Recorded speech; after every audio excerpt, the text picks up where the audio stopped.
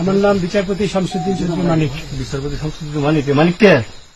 আলোচিত সাবেক বিচারপতি আবুল হোসেন মোহাম্মদ শামসুদ্দিন চৌধুরী মানিককে গ্রেফতার করা হয়েছে। শুক্রবার রাতে সিলেটের কানাইঘাট উপজেলার ডোন সীমান্ত থেকে গ্রেফতার করা হয় তাকে।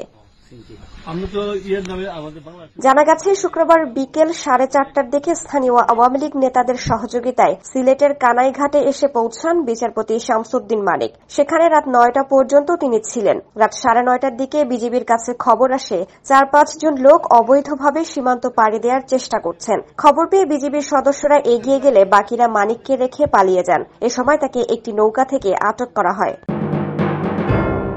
এদিকে বিএনপির প্রতিষ্ঠাতা ও সাবেক প্রেসিডেন্ট জিয়াউর রহমান সম্পর্কে আপত্তিকর মন্তব্য করায় সাবেক বিচারপতি মানিকের বিরুদ্ধে নোয়াখালীর আদালতে মামলা করা হয়েছে।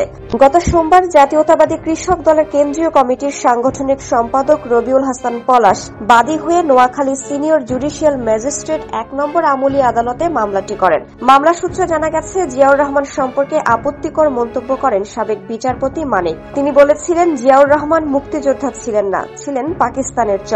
জিয়াউর রহমানের ব্যক্তিগত ও রাজনৈতিক পরিচয়ে মিথ্যাচার সহ কালিমা লেপনের হীন উদ্দেশ্যে ইচ্ছাকৃতভাবে মানহানিকর বক্তব্য দেন তিনি, যা প্রিন্ট, ইলেকট্রনিক ও সোশ্যাল মিডিয়ায় প্রচারিত হয়।